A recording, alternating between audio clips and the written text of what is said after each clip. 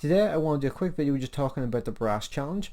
You can see I've actually made it up as far as stage 8, which I'm fairly happy with, but I was kind of hoping I could get the Bourrasque for free, because I just thought that would have been cool to do, just have done that with 2 vehicles, because I got the EBR 75 last year completely for free without having to buy any of the packages. I just got it like by doing the entire marathon, and I had the time to do it, so I figured I may as well do it. This year I haven't had quite the same amount of time to do this, but I genuinely thought I would probably still be able to do it, even though I didn't have the same amount of time.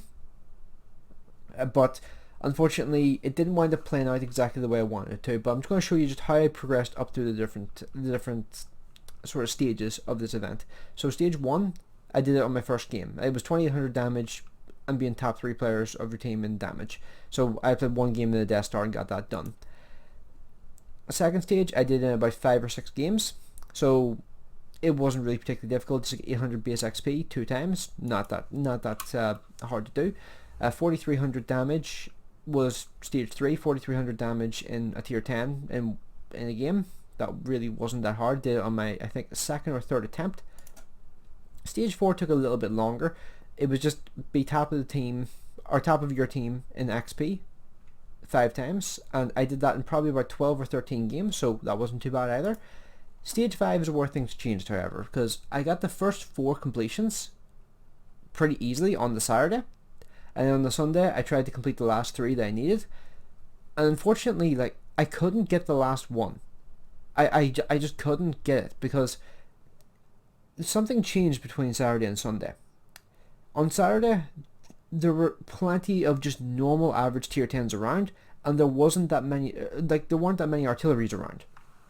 Just to give you an idea, I think 2 in 7 games on the Saturday had artillery in it, and it was like 1-2 artillery at the maximum. On the Sunday, it changed from being 2 in 7 to being 5 in 7, and almost all of those games were 2 or 3 artilleries. It was a brutal change, because the way I'd gotten used to playing on Friday and the Saturday, which was working for me, I was getting this done quickly and fairly easily, honestly, just suddenly was just not working in the slightest. I had to try and adapt a different playstyle, but the problem with these missions is you have to play in a very predictable way, and you need to use positions which are usually like fairly obvious, so artilleries are going to focus those positions just in general, because why wouldn't they? I mean, there's certain areas on like Fisherman's Bay and Glacier where you kind of have to go if you want to do a lot of damage, and unfortunately if there's artillery, they're just getting free damage from you being there, and there's not really anything you can do to stop it. Plus, artillery seems to do a lot more damage than I remember. It might just be because I'm not playing heavy tanks as often anymore, but yeah, artillery hits a lot harder than I recall. Like, whenever I was playing the DeanogTO, I had one hit me for 900 damage, and I just looked at it and just went, that was an artillery. Since when does artillery hit that hard again? I was just looking at it just going like, how? That doesn't, what?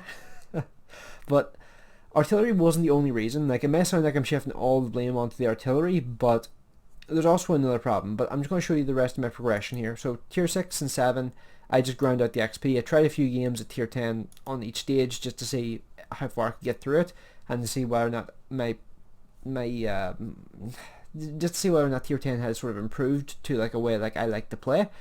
But unfortunately it just didn't, so I just kind of gave up on playing tier 10 again and went back to playing tier 8s, because I really need to grind up creds in order to buy the MX-30, the MX-30B, the T62A, and the 113 before they go.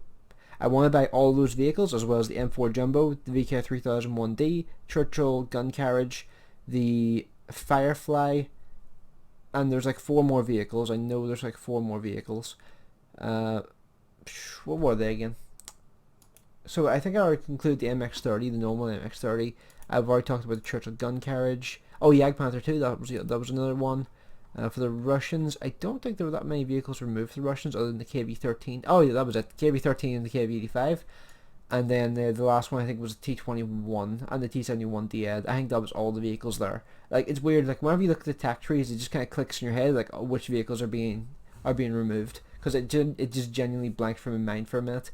But I want to buy all those vehicles before they're taken out of the tech tree. I don't know when that's going to happen, but apparently, like, as far as I understand it, it is still going to happen.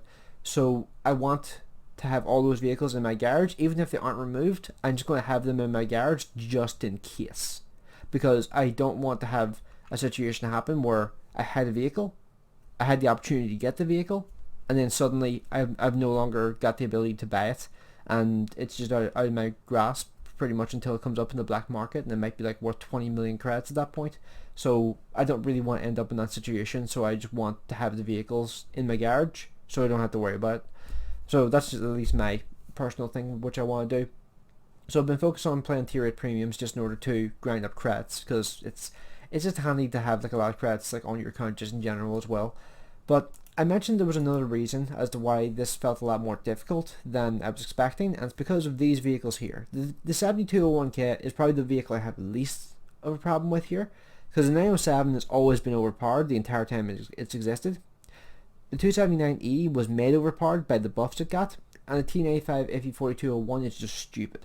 Because that tank, I don't know why on earth they made it so overwhelmingly powerful, because it has 270 penetration, so medium tank penetration, or tank destroyer in some ways, because I mean it's not that much penetration off of the Grill 15. It's actually got more penetration than the Foch B. It has 440 alpha damage on a 120mm gun for some reason. It has 10 degrees of gun depression. It has a 2-second aiming time, 0.34 accuracy. It has a 350mm frontal turret, and its part of weight ratio isn't bad. And it can do 40.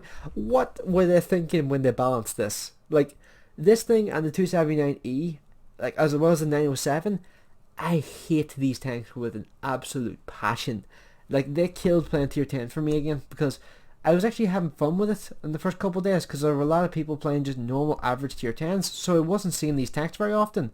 But because on the Sundays, it just seemed like a lot of people just sort of dropped off the marathon, and that meant that, well, suddenly it was just mainly these tanks I was running into, and it's so annoying, because the 279E, like, if you see a platoon of those in the enemy team, guess that game goodbye. T95 FE4201 might be a little easier to potentially win that fight, but if they have any sense, they won't leave a hold down location until they've killed everything on the flank.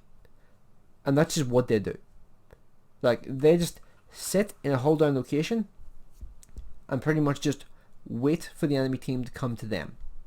That is the most irritating thing about that tank, because you can't fight it when it's in its natural environment, because it's built to be overwhelmingly strong. Like, the T95 Chieftain is what I imagine the Swedish heavies would have been if they didn't have autoloaders. Can you imagine how broken those tanks would have been if they didn't? And that's exactly why that tank, honestly, in my opinion, is just broken as hell. Now, the VK7201K is here as well, for one very important reason. They made the sort of turret ring area, like this sort of like circular bulge at the back of the tank's hull, they made that 300mm on this tank for reasons I'm unaware of. And they left it the same on the Panzer 7. So the Panzer 7, I think, has 160 or 200mm in that area. This thing, 300, because reasons. I don't know. I just don't get their balancing. Like, their balancing just seems so arbitrary and random sometimes. I'm just looking at you going, but why though?